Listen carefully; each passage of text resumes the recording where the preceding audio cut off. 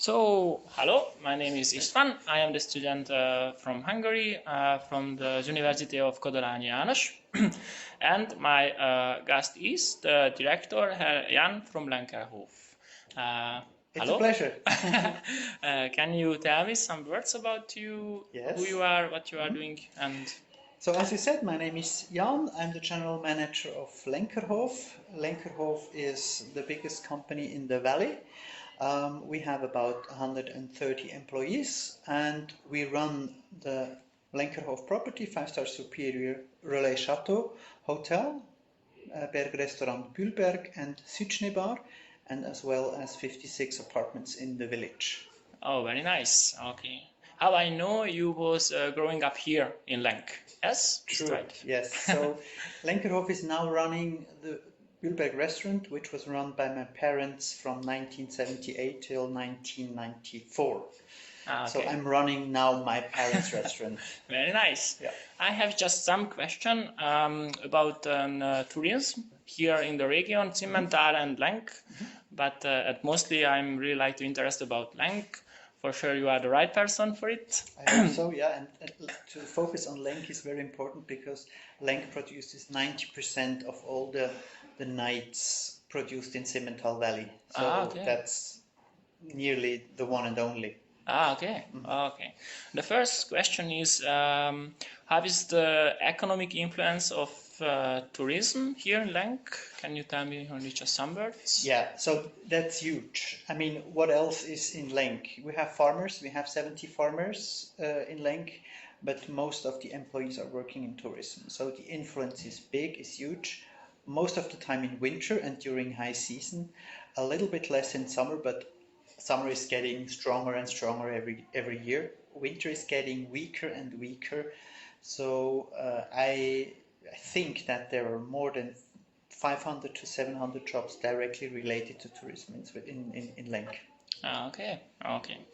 The next question is actually then we have here in Lenk as many tourists.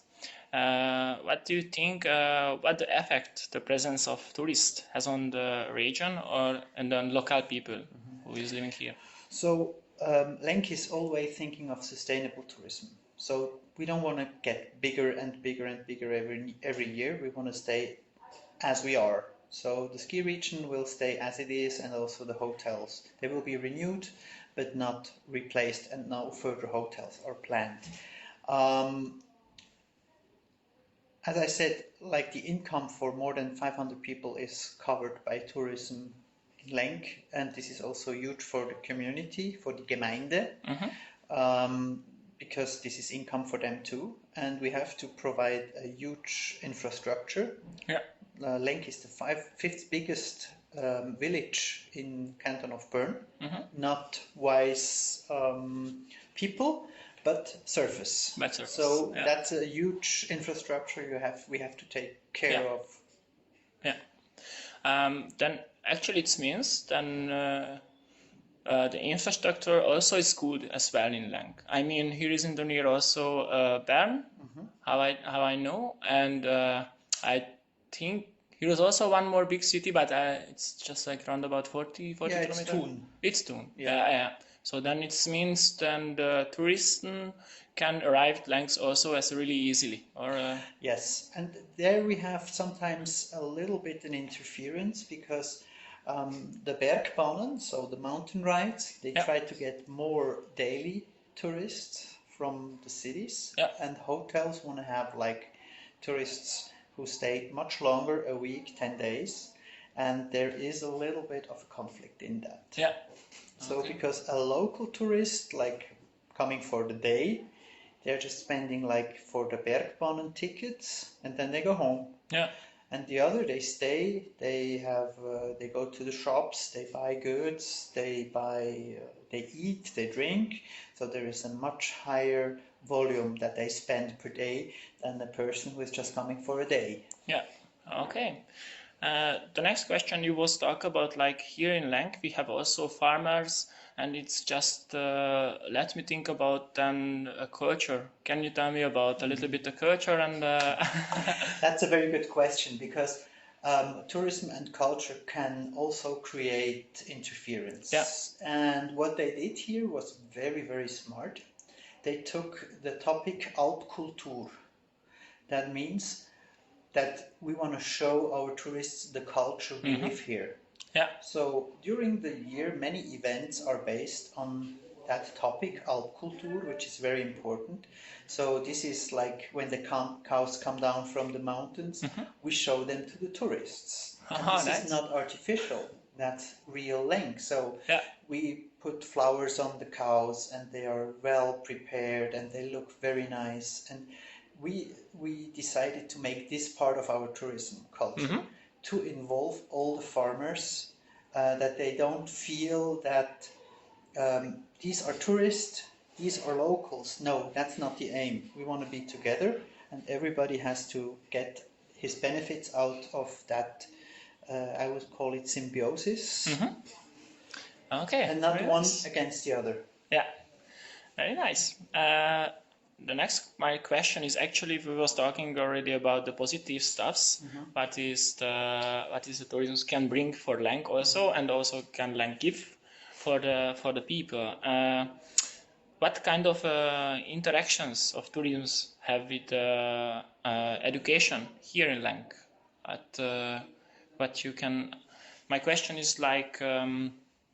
Here is many stuffs about the tourism. Is here like any kind of school or engineer where you can get import from the students to, for example, work in the gastronomy or some... No, unfortunately not. Like there was a hotel management school years ago in the Bellevue Hotel. Yeah. The idea was very smart. They wanted to be for 6 months a year school and for 6 months a year a hotel.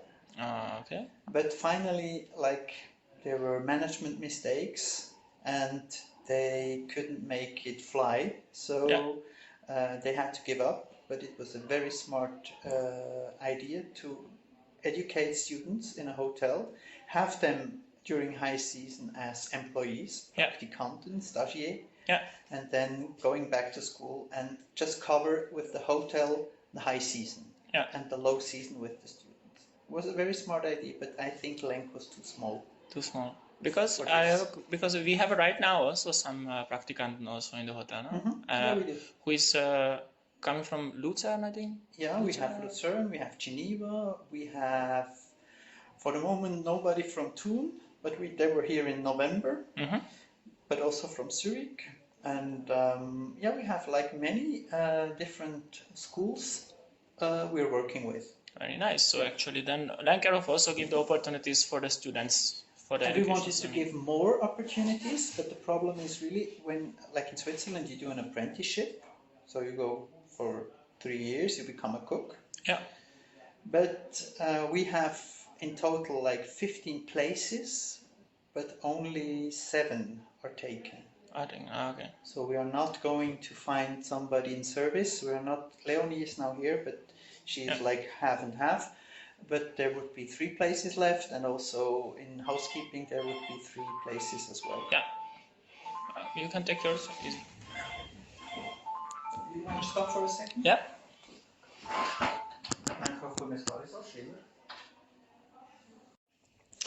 So my next question is like then we were talking about I said already many times about the tourism in Lank. How does it look like here? Do you have as many foreign investors in the tourism or? Investors? No. The investors are like in our property. They're Swiss, and also like in the village. I know only Swiss people. Investing in tourism. Also in the mountain rides, this is so-called Genossenschaft. I don't know the word in English. But this is all locally owned. All locally owned. Yes. Oh, it's really nice, and it's not so usual. It's not so usual. Yes. So there is no foreign money at all. Okay. I don't even know one single person who is investing in. And if you think about a little bit bigger, I mean in Simmental, not only in about Lank, also. No. Nobody. Oh, wow. No, like in Gstaad, yes, Gstaad is a different. Yeah, it's different. Yeah. It's a different region. It's a different idea, and there are most of the time foreigners who are investing in tourism, but not here. Okay, really nice. Yeah. Really nice. Okay, my next question is, what do you think about what is the what the things because of land can be so popular for the tourism at the winter time or at the summertime, which things are Important. which is the real So craft. it's the mixture.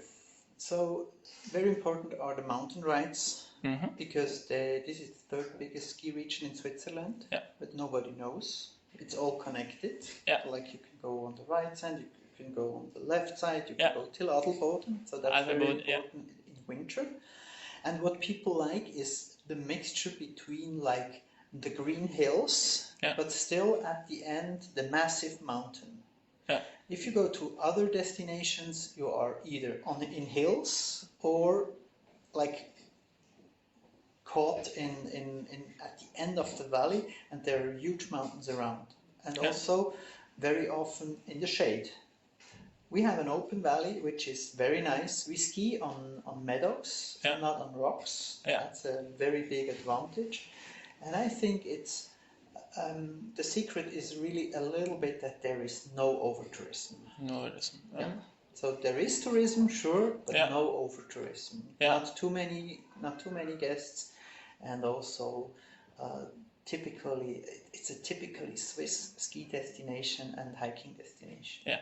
And that can be a huge advantage. Yeah, I can understand because actually it's my experience where I was where before there was also a little bit in Austria especially a little bit over tourism, so it was too much people already, but actually the region was not allowed not can to get it, so I mean it was not possible, it was too much. Yeah. Okay, nice. And the problem of over tourism and international tourism, it's always focused on a very specific period. And we try to stay as long open as possible and to flatten the peaks over the year. That's the aim. Yeah, so it's like not so big break between the summer and the winter time. Because that's very tough for all the small shops. Like then they have to produce like huge amounts of goods in February and nothing in June. Yeah. And we try to flatten out that a little bit, that we don't have too many guests in February, but also enough guests in June. Yeah, this actually is my next question, but actually then I have to change my question because my question is actually like how is the impact on the small businesses? But then actually if you don't no, have... but there's more impact. This is just the question of how big the local business is. But at the end, we need to have like a local production of goods. Like we have cheese, we have milk, we have bread, we have a butcher, which is not normal for a small village like that. We still have a butcher. They produce meat here in Lenk. It's not imported beef. It's Simmental Valley beef, and this is very important that we can keep all these local productions. It's not important to keep businesses which are dealing with goods. A Coke is always a Coke. Yeah, I understand. It is all over the world a Coke. Yeah. But Lenker blue cheese is Lenker blue cheese. That's unique.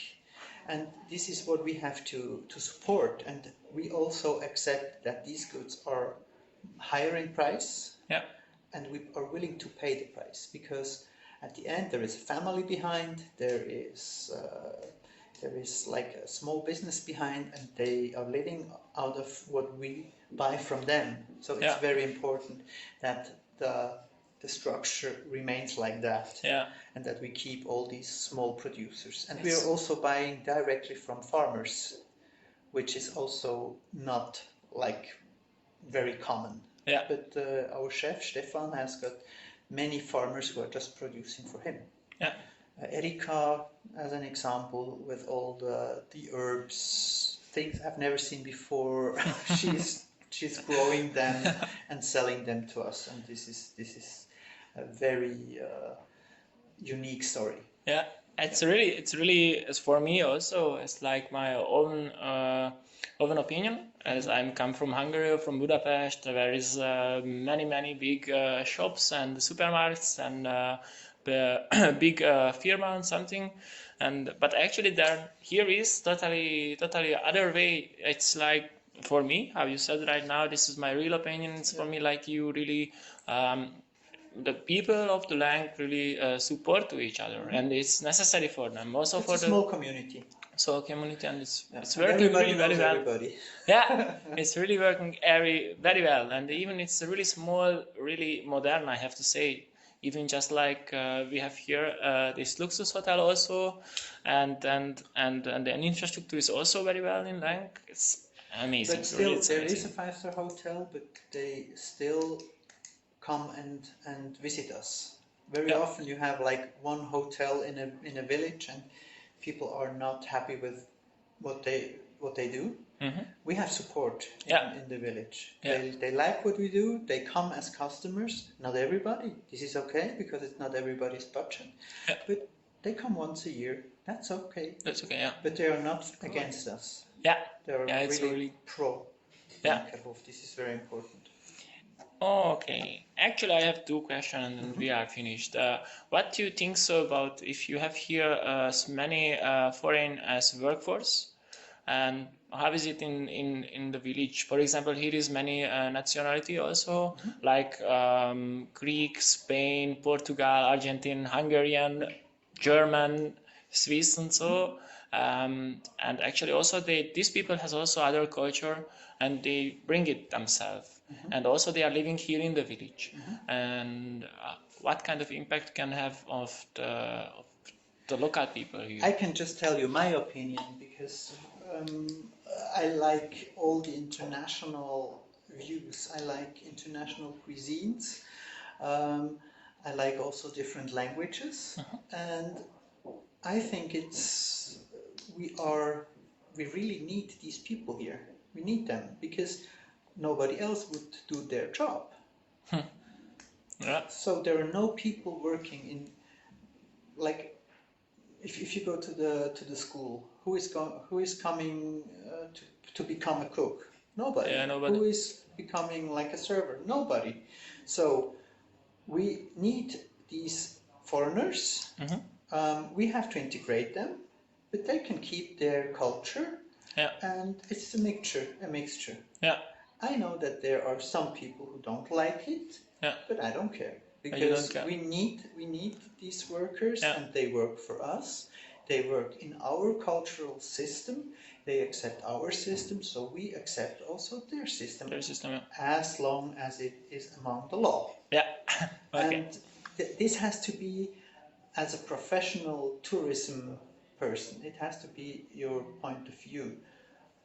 No religious issues, no sexual issues. I don't care about sexuality. Yeah. I don't care. I don't care about religion, and I don't care about politics. Yeah. I care about good wine, good food, good service, nice rooms, well-maintained rooms. Yeah. This is what I take care of, Yeah. and It's which very is important important. for me. Okay. All the rest it comes with tourism. Yeah. If you don't wanna, if you wanna just have sustainable tourism, the end of that discussion is that everybody has to stay at home. Yeah. And then we're not traveling anymore. The most sustainable tourism is staying at home. Yeah. And then our industry is gone. And this is gone. Okay. Very okay. It's exaggerated. Yeah. But it's at the end it is. And this is The most actually this has to be sustainable tourism clean. is staying at home. Yeah. Okay. It's just like really, really easy question. What you think so here in Lank about? So you are actually the director of this big hotel, which is really big responsibility. And we will talk about like this is the really small community also in Lank. Yeah. How is it going on about the environmental I don't know, for example, for the negative stuff also, because I don't know it's if have, or and the positive stuff also. So for example, how you can organize for the environment and stuff.